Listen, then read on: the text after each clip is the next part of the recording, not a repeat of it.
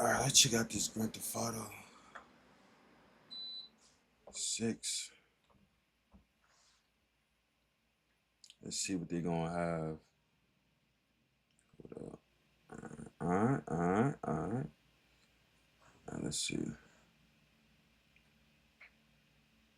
I'll be concentrating on where the screenshots take place, what are in them, and maybe reading some of the descriptions on Rockstar's website. So of course subscribe if you want to see further analysis after this video. So let's start with my favorite thing from the new info drop. As this video clip takes place on the Bal Harbour Yeti, and we conveniently already have it on the community map. So the screenshot is located here, looking towards the west, and on the background we can see the Ritz-Carlton, Bal Harbour, and the Akoya. This is basically our first thing from Northern Vice Beach, which is close to my heart. And I forgot to do my intro, silly me. My name is Saukko, and I'm running out of time. And I hope the creation of the community up yada yada yada. Let's continue with the Grotti screenshots. So, this takes place at the Begassi residences, and more specifically by the South Tower. However, we are not completely sure where these are yet. Our best guess is the Brickell Key, as the road kind of here matches the one we see in the screenshot. So, the Begassi residences would be Brickell Key Drive 501 and Brickell Key Drive 601. And then they have just thrown in a cool parking garage or something in there. The next screenshot supports this theory, as this sign we see in the background is completely unique to Brickell Key in real life. Here is an example of a stop sign, but there are speed limit signs too, like in the screenshot. And then this screenshot clearly takes place on the Brickell Key,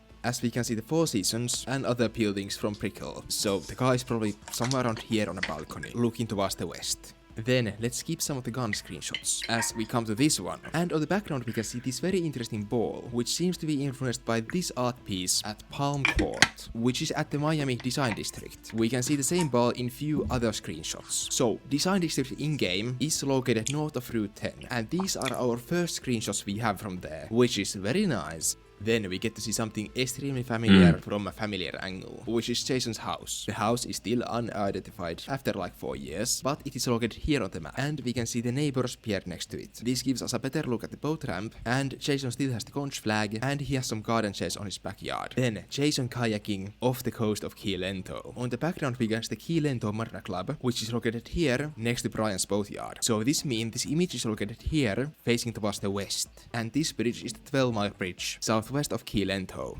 Then this screenshot.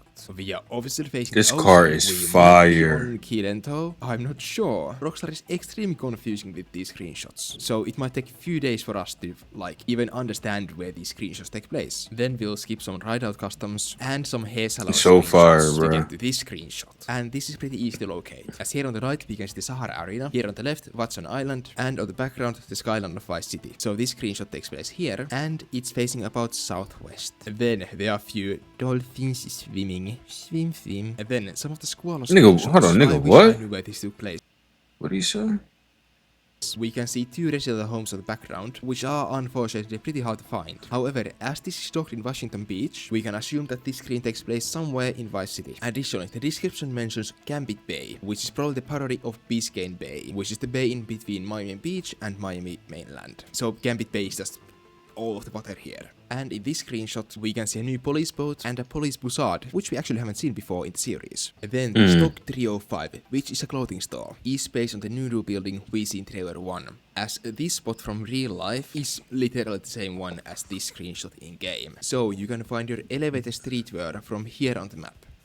Then, let's leave Vice City, as on the website, for the 67 Rapid Dominator, we get a description. A mud club monster offering impressive off-road handling for the backwoods of Mount Calaga and beyond. So, what does Mount Calaga and beyond mean? Well, of course, Mount Calaga, up here, and beyond does not necessarily mean north of it, rather just outside of it, like in the grass rivers, near Ambrosia, near Port Calhoun. But of course, it... Hold up, this map is crazy.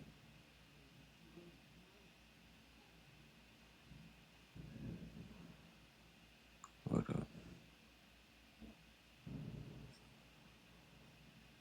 like in the grass rivers near Ambrosia. This map is gonna be crazy, yo. It could refer to something up in the north. We don't know yet. The area in the screenshots itself looks pretty flat, so I would assume the screenshot itself takes place somewhere in grass rivers instead of Mount Calaga. Then the piece of text also say that this car can be conveniently stored at Watson Bay, so I would assume that this screenshot also takes place at Watson Bay at the Paradise Garage. There is an interesting observation tower behind this garage. No, it isn't an ATC tower, as those those would have elevators. It's most likely one of the observation towers in and around grass rivers. So it's based on an observation tower in the Everglades. Then back to Vice City with the electric fang tattoo. Sheva was almost instantly able to identify this building to be this building from Boonwood. And we actually just added it to the map in version 13 of the community map, as it is actually this building, which we weren't able to identify before.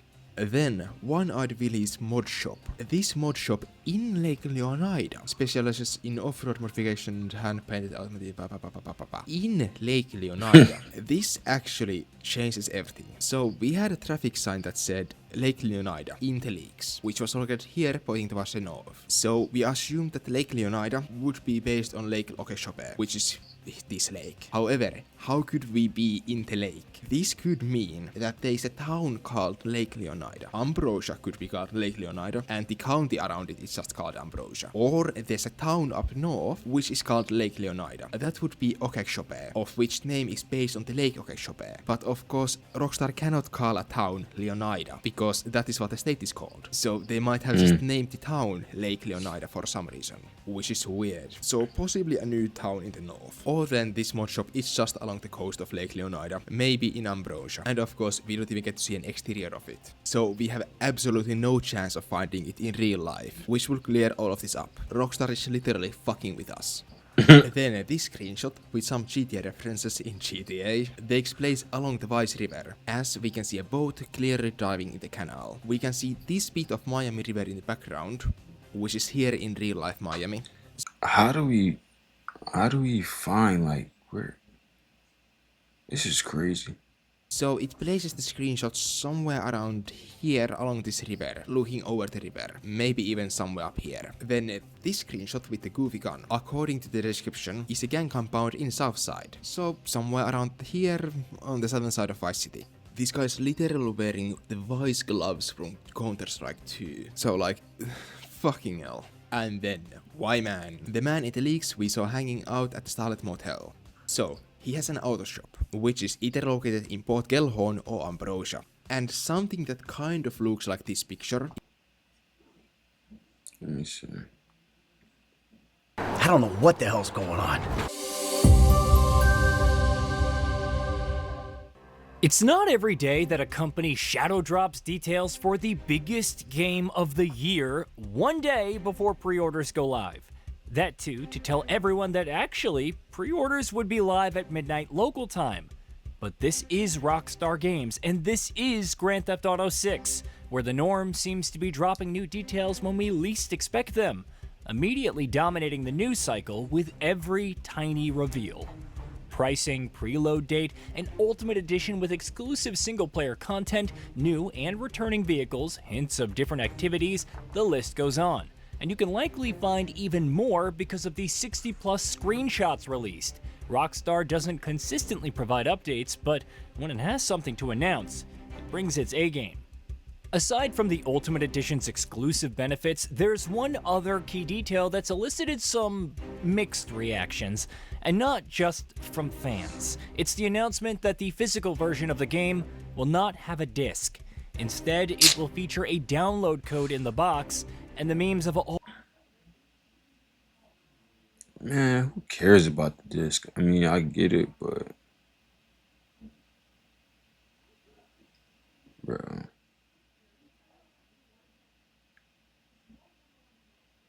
it's crazy because a disc might not be able to hold all, like, let me see.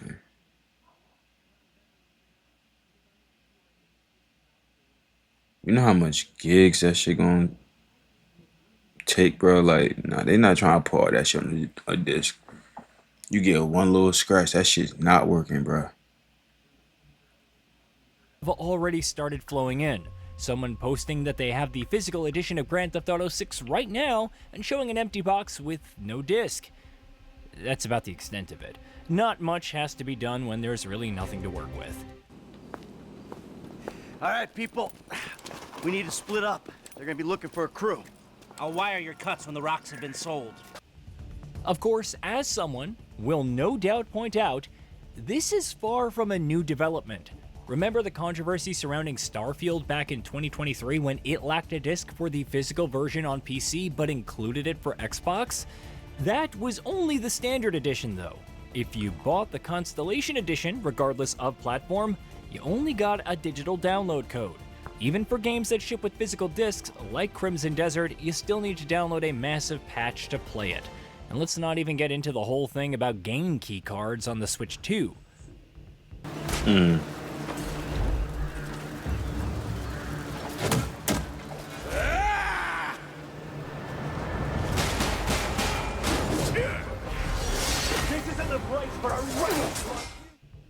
There's also the fact that digital sales have only been increasing year in and year out.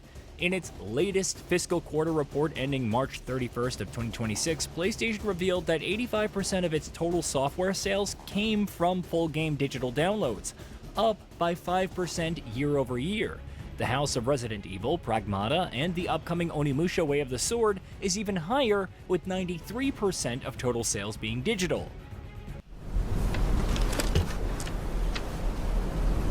Musashi!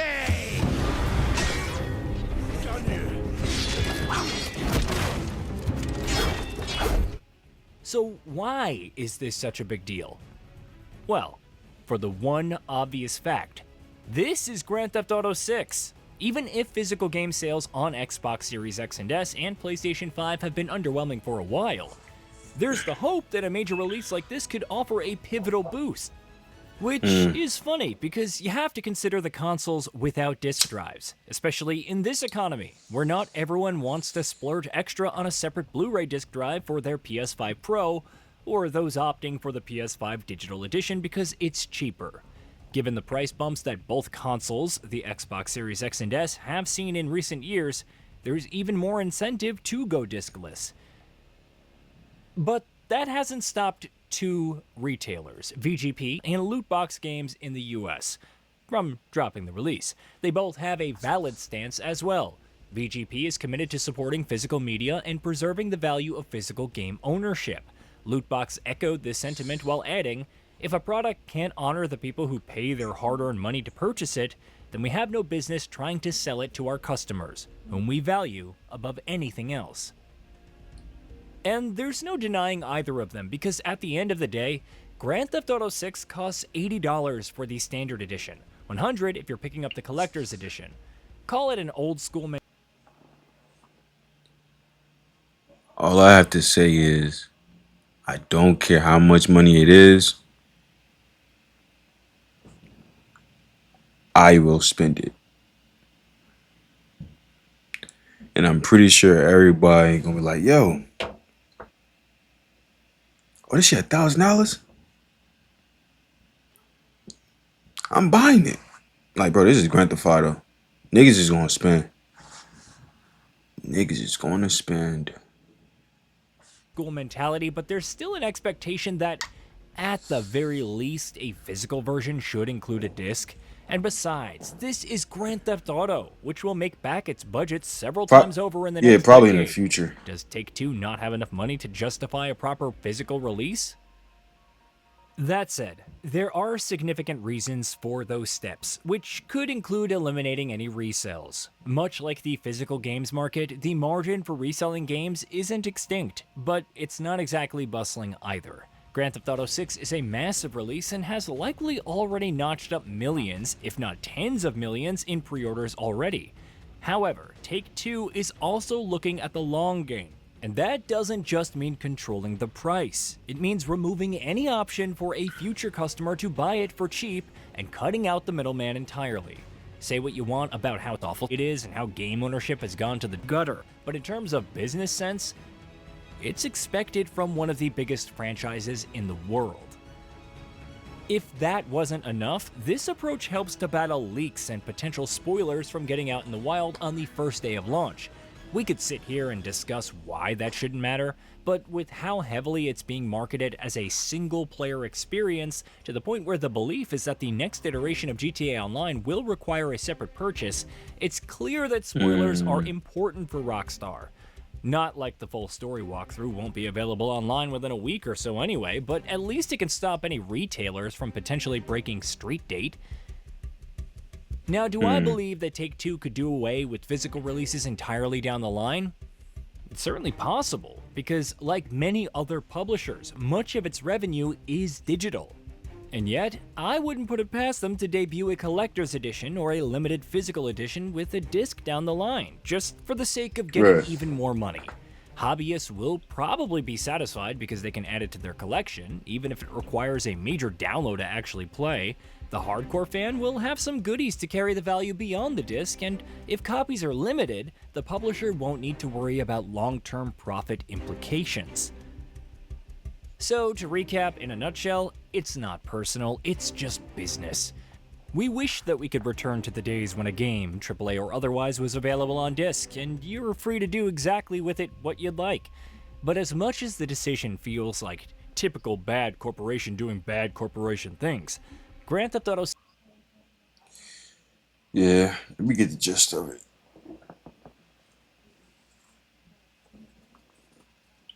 All I gotta say is, this is the game of the year slash decade slash of all time. If it has to be the game of all time, because if it's no less than it, I can't say it's gonna be an L, but yeah, I don't think there's no doubt this is gonna be the game of the century. Yep, definitely.